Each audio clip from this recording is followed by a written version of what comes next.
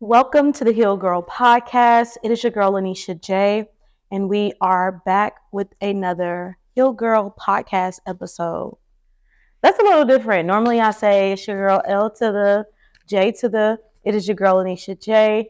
Today I'm feeling more conversational. I've been going through a lot, y'all, and I just want to talk to y'all about, some of the things, and I have a new little setup going on. You see my mic right here. I'm trying to make sure I don't hit it. I want today's conversation to be extremely comfortable and conversational because today we'll get a little intimate. We'll talk about a bunch of different things that have been going on in my life. Definitely not the episode that I had planned, but yeah. So sit back, relax, and let's jump right into today's episode. I want to know, how are you guys doing? Leave a comment down below if you're watching on YouTube, or leave a review if you're watching on Spotify or Apple Music, and let me know how you guys have been doing and if these episodes have helped you, because I've gotten a lot of real life feedback, and I really appreciate all of my friends and family who have given me words of encouragement throughout this process, because I am being very vulnerable and transparent. And I realize that in my vulnerability and in my transparency, it definitely heals a lot of people that are going through things not similar in nature, but similar in lesson. And it helps them realize a lot of different things. And I'm super appreciative for that.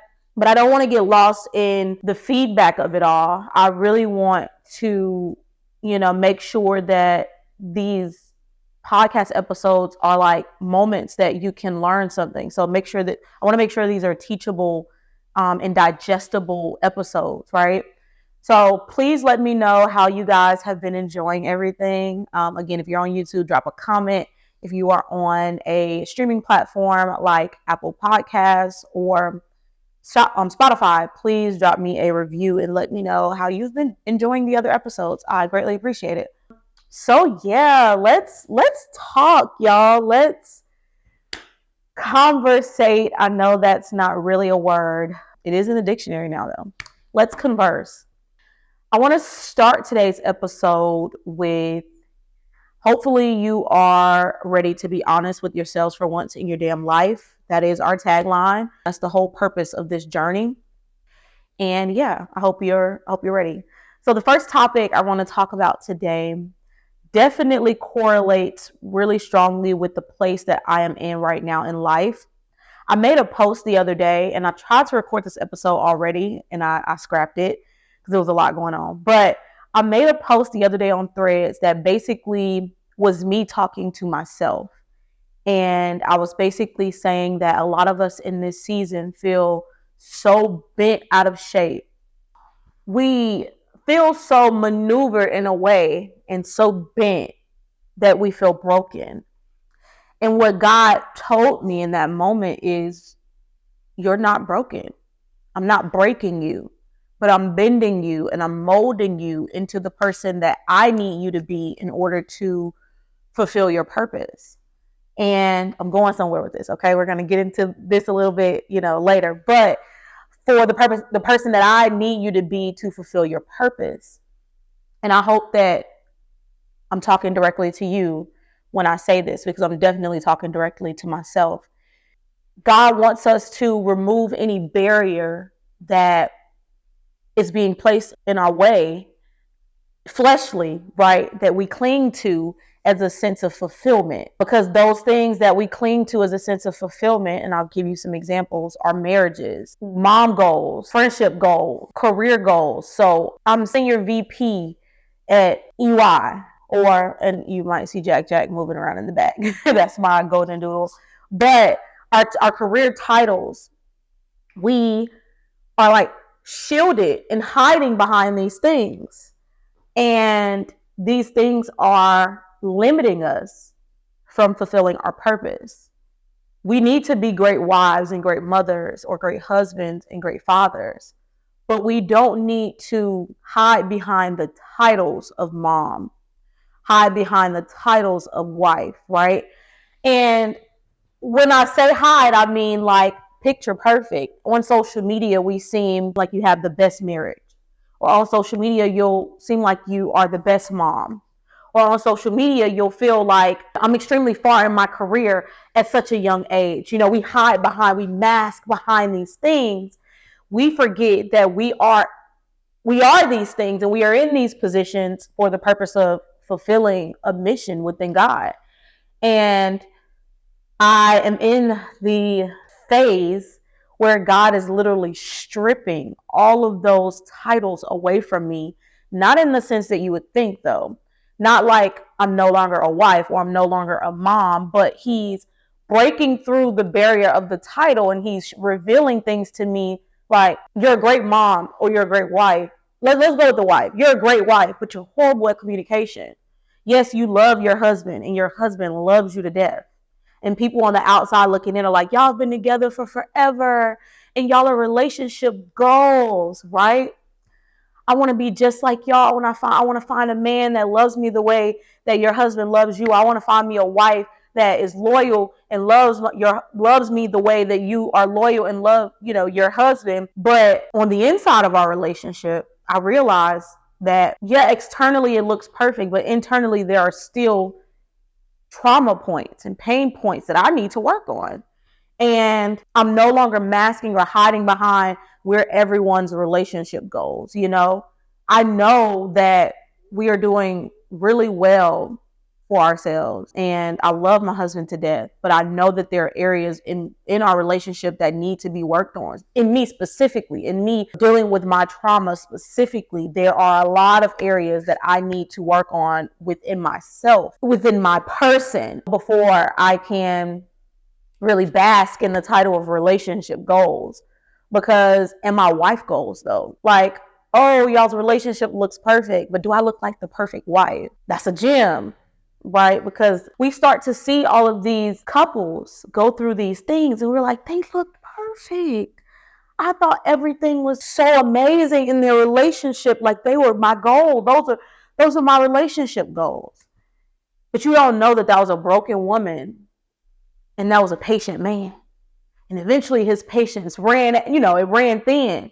Or that was a patient woman and that was a broken man. And eventually she got tired of going through the things that she was going through. So those are the things that I'm working on right now in this season. And I know it feels like I'm being, and I'm in the storm.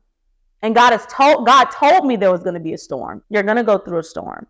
You're going to be in solitude. You're going to feel alone. You're going to have to sacrifice a lot. It's going to feel like all options are exhausted. It's going to feel like that. Are you willing? In the moment that you say you're willing, be ready. Because as soon as I said yes to God again, because this is probably like time number 5. As soon as I said yes, I knew the storm was coming. And I'll tell you guys, previously in my yeses, every time the storm came, I gave up, right? I was like, oh, no. I said yes. I know I said yes, but this is way too much. This is way too hard. I don't want to deal with what's going on with me internally just yet. So no, I changed my answer. My answer is not yes, it's no. I still believe in you, God, but no, I don't want to walk in my purpose right now. I'm too young. No, I don't want to walk in my purpose right now. I still want to have fun.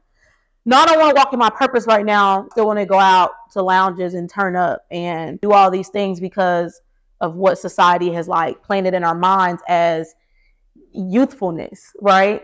Or means of having fun. And now I'm realizing in my yes, when I said yes this time, I felt like God was telling me this is my last time asking. And if I have to ask again, then I'll just give your purpose to someone else. And that was something that was really, really, really hard for me because I grew up hearing from a bunch of prophets and evangelists that you have a special calling on your life and you're going to be set aside from, other people, and there are going to be things that you're going to go through in life. God is building your testimony. I knew these things. Let me backtrack. I didn't know specific things that I went through in life were going to happen, but I knew that there was a specific calling on my life. I felt like this was my last opportunity to say yes. And I don't really know what that would have manifested in the natural, but I didn't want to figure it out. I didn't want to figure out if that would limit my days on this earth. I didn't want to figure out if that would cause me to lose someone close to me. I didn't want to figure out if that would cause God's hand to be removed from my. I didn't want to know what that felt like, because I felt like I've been given so much grace and so much mercy that the least I could do is stand firm and be a woman of my word and stand on my yes. Another reason is because I feel like God gave me the idea of Heal Girl podcast, but it would only manifest if I use this stage to fulfill that purpose. And I know that it's going to be a daunting and hard task, because the battle of fighting your flesh every single day is hard. Like, it's tough. Like, I often be like, I don't want to do this no more. I don't want to do it no more. I'm done, God. Like, I feel that often, and I'm going through this as I'm talking to y'all, but I feel often like I don't want to do this. And I'll add that right now I'm in day 3 of a 3-day fast. And within my fast, I'm not eating or drinking from 6 a.m. to 4 p.m. And yesterday was hard. And I almost gave up so many times. I was just like, I'm just going to stop and grab something to drink. I'm just going to stop and get something to eat. And then I was like, what is your purpose for fasting? And I realized, like, I'm trying to show God that I'm willing to sacrifice anything to walk in my purpose. I'm willing to sacrifice anything to fulfill my place in our relationship. And when we agreed on this fast, I'll say that when God and I agreed on this fast, I was like, I'm going to do this because I want to prove, not to you, because but I want to prove to myself that I can be consistent and I can fulfill a small piece of what you're asking me for. And I feel like me fulfilling this small piece, and within this fast, me going through this fast and actually seeing it through, is allowing me to know that I do have what it takes and I don't need to be discouraged. The enemy he's knocking on every single door in the house. He's banging on every window. He's looking for a way in, and I'm standing firm, and I'm not letting him in. I'm not letting him control or run and maneuver my mind or my thoughts and my actions anymore. It's enough is enough. That's the first piece of where I am. The second piece of where I am is I am in a place of solitude. When I said yes to God, I told God, I said, yes, but give me about a week, because, my birthday coming up, and I want to hang out with my friends, and I want to do this and I want to do that. Give me about a week. And he was like, I'm gonna give you a week, but I'm gonna need you to figure it out.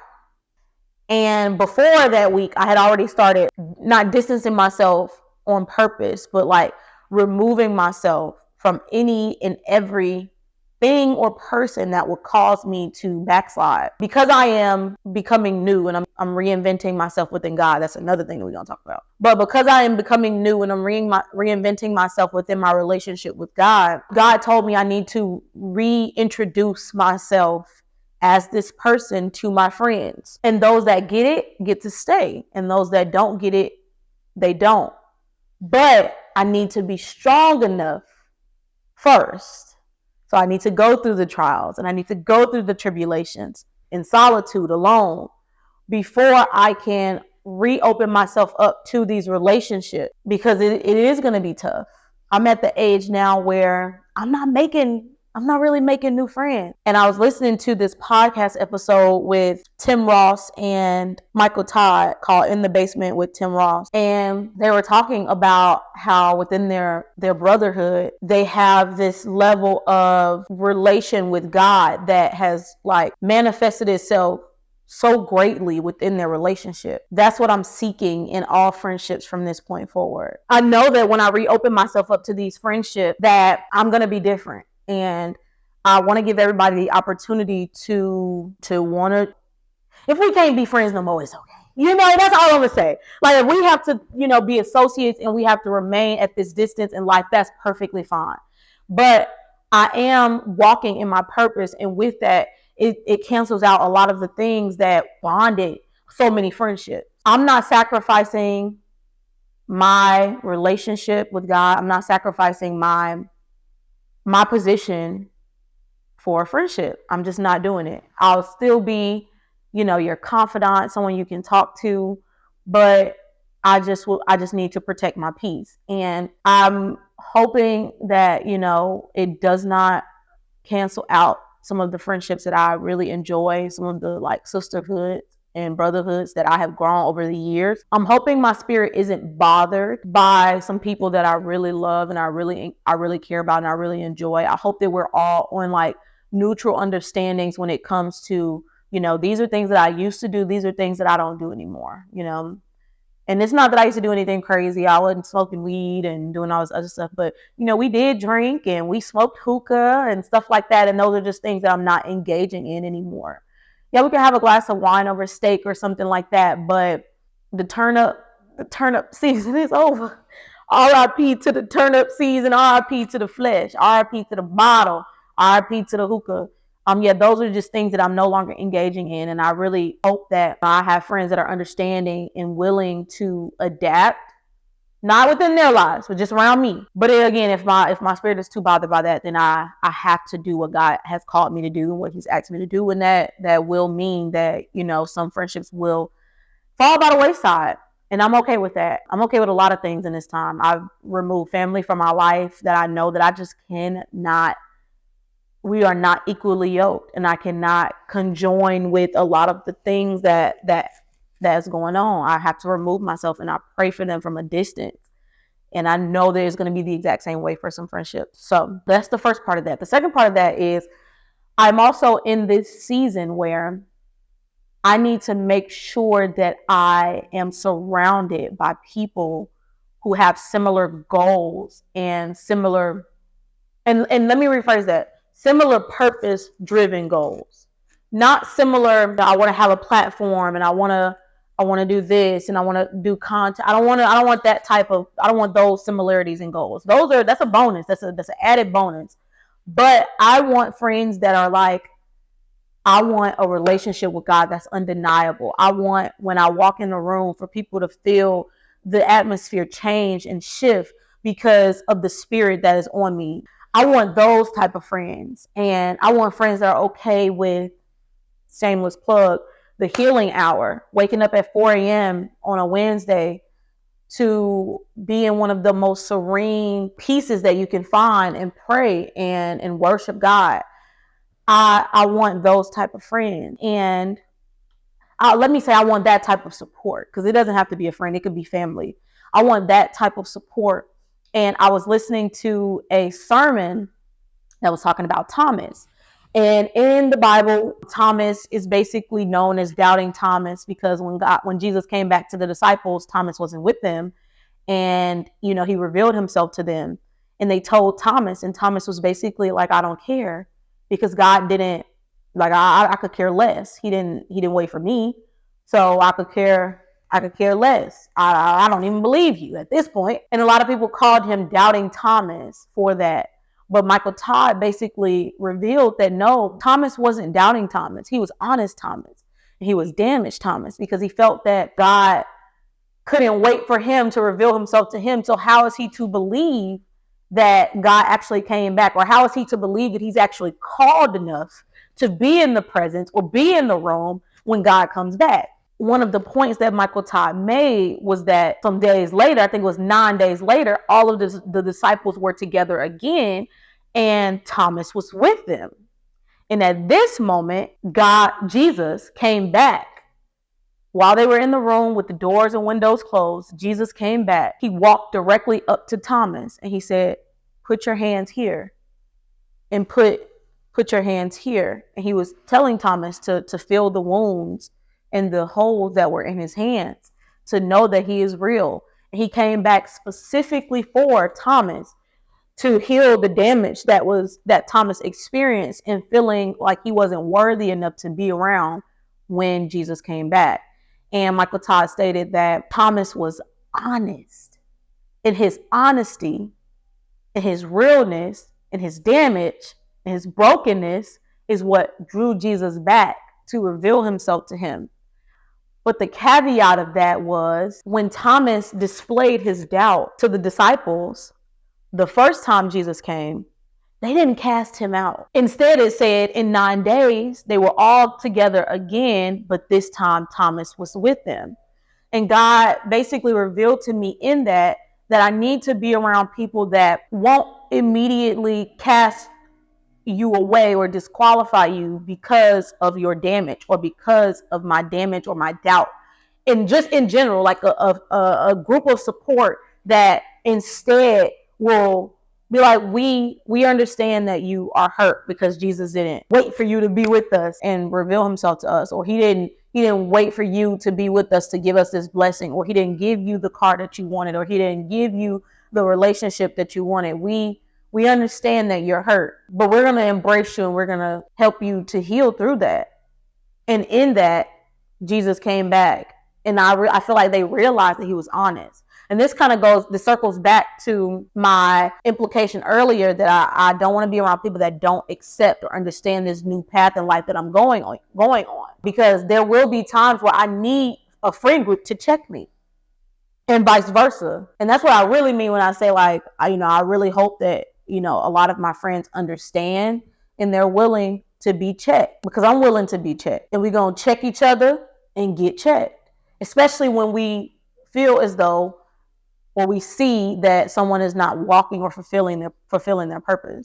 All right, so let's go ahead and get into another topic that we're going to discuss for today's podcast. Again, I really want this to be very conversational. I really want to just talk about a bunch of different things. This podcast does not have one singular title besides I said yes again, and that's going to change the way a lot of things look. But in this next topic, this really kind of goes to my yes. While I've been in this space, I have seen a lot of stuff on social media that's sparked my interest, primarily because in the beginning of this season, I was searching for, okay, God, I said yes. What is the quickest, most easiest, most effective way that I can be new and be whole in you? Like, I just need to change every habit at this one moment. How can I do that effectively? And I kind of got swallowed up in the rabbit hole of TikTok, and I ended up on reinventing TikTok. And in this TikTok, it is basically a lot of women that I've seen. I haven't really seen any men talking about it, but girlies on TikTok that do the Botox and get the facial balancing, and they look like this new person, and they are so bubbly, and they're giving off that black girl luxury-esque vibe. And I ended up on the reinvention side of TikTok where they're making their matcha tea, and they're like, if you want to be a Pilates matcha tea girl and you just want to reinvent your life and get out of the sunken place that you're in, these are the steps you need to take. One, you need to figure out who you want to be. So it could be anybody that you've seen on social media or any celebrity that you want to mimic or identify with, that you identify with. You're going to pick that person, and then you're basically going to mimic them. So the things that you think they do in the morning, you're going to do. The things that you think they consume, you're going to consume. The time that you think they work out, you're going to work out. The type of workouts you think they do, you're going to do.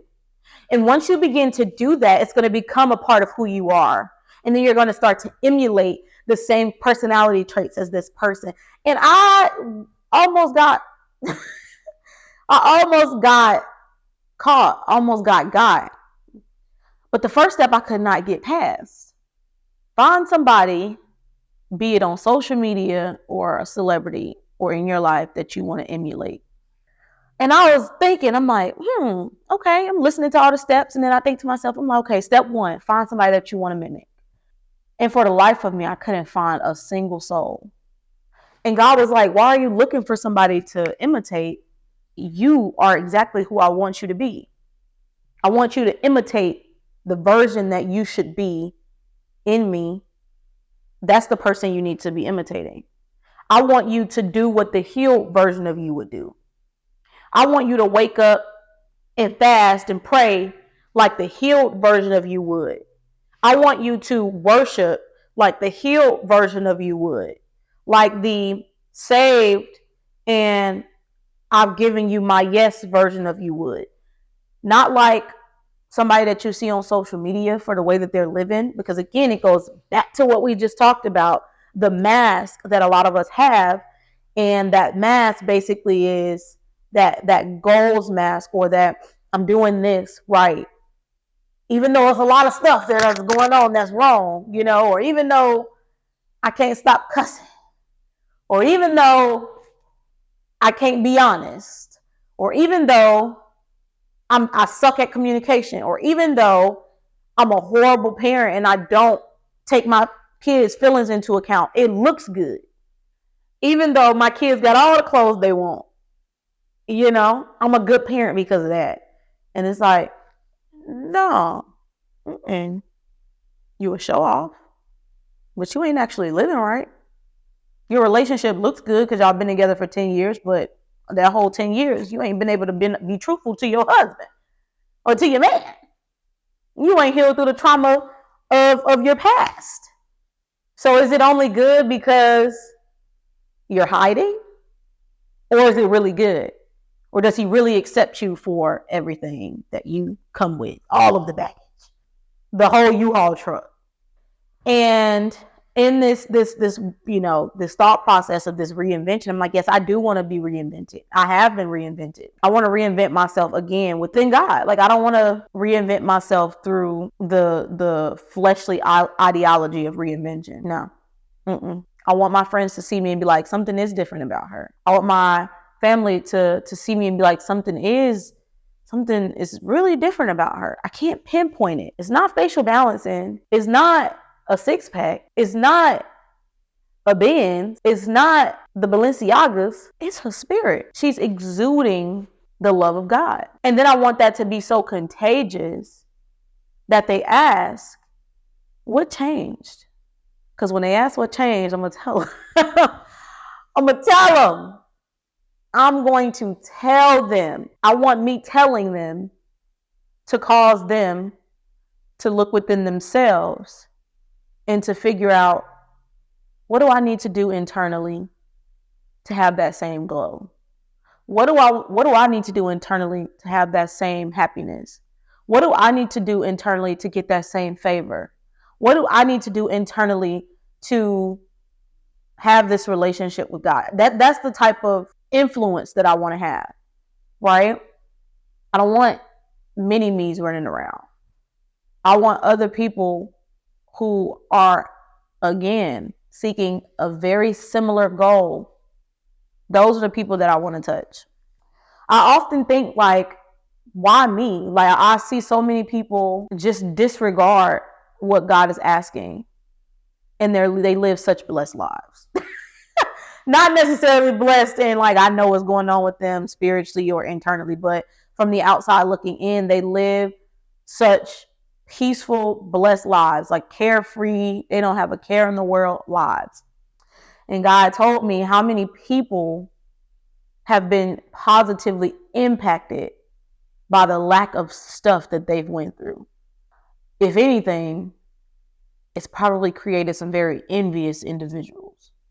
People that have the same sentiment as me, looking at certain people like, they've never gone through anything. They had the perfect parents. Their parents are doctors. They ain't never wanted for nothing. They could call their daddy and he answered the phone. Why am I the stark opposite? And God was like, do you know how many people can relate to you?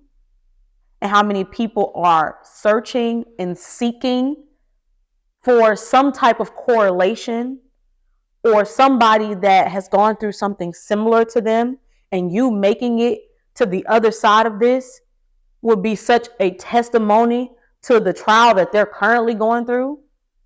You talking about how you are dealing or have dealt with abandonment issues is going to help that 12 or 13-year-old girl that's currently going through the exact same thing. That's why you went through it. That's why you went through what you went through. Are you going to be scared? Are you too fearful? Because if you're too fearful, then just let me know now, and I'll replace you with someone who isn't fearful. I'll replace you with someone who's so desperate to fulfill their purpose that they don't let the fear delay them. Let me know now. That's what God has been telling me. Let me know now if you're too scared. If your fear is so consuming, right? If your fear is so consuming that you will let thousands or hundreds, even if it's 10 people, go by the wayside because you don't want to walk in your purpose. If that's the case, let me know. Because I'd rather scoot you to the side, let you do what you want to do over here, and pull somebody else up into the purpose that I had placed for you, right? The purpose that I had specifically carved out in this world of however many billion people for you. Let me go ahead and rise someone else up to the occasion. And you could go over there and you could do whatever you got to do. You could to the left, right? I'm going to rise somebody else up to fulfill that purpose because I don't want these 10 people to fall by the wayside. I want these 10 people to be healed. And if you can't do it, that's okay. It's perfectly fine if it's not you, but it will get done. And I was like, I'm not, like, me not walking in my purpose is not as special as I thought I was. Let me say it again because you might have missed that. The me that is not walking in my purpose is not as special to God as I thought I was, right? Because I'm not doing what he placed me in this earth to do. So guess what? To the left, I'm going to find somebody else to do it. They are taking over your favor because they're obedient, right? They don't allow the fear to consume them. And then the consumption of the fear to turn into disobedience. No, they're walking in exactly what I asked them to do. Yeah, they might stumble and they might fall, but they're not going to allow the fear to delay their purpose. Because the longer you wait, the less people you save. And that revelation to me was like, girl, get up. Get up. What are you waiting for? What are you waiting for?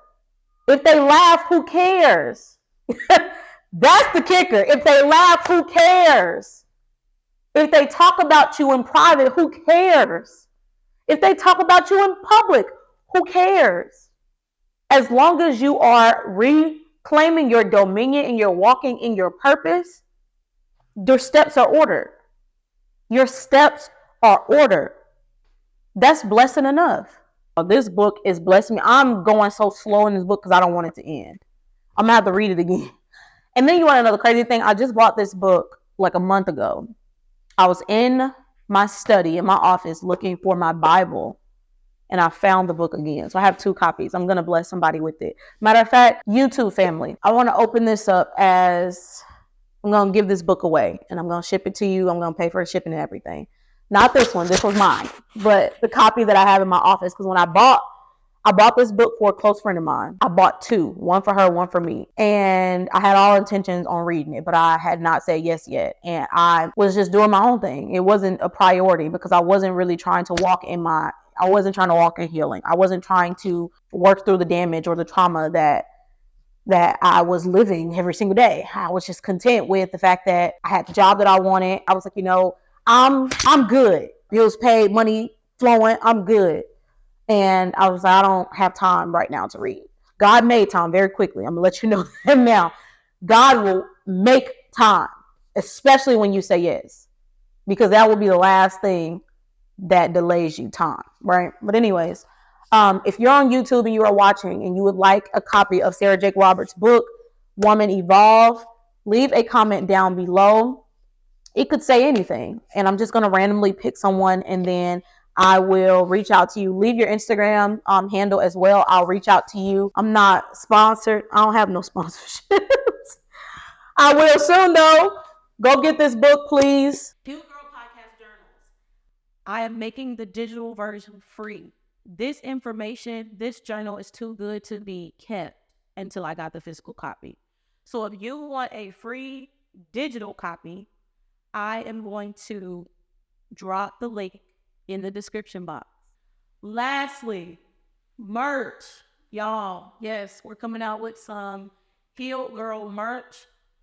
I will be posting some snippets of the merch after this video. If you are on Apple Podcasts or Spotify, make sure you head over to the Healed Girl Podcast Instagram. It's at Healed Girl Podcast on Instagram, and you will be able to see the mock-ups of the shirts. I really, truly appreciate you guys coming along this journey with me. I know today we talked and rambled about a whole lot. But I hope you were able to get something from this. If you're left with nothing, I want you to understand that the you that is not walking in your purpose does not hold as much weight as you think it does.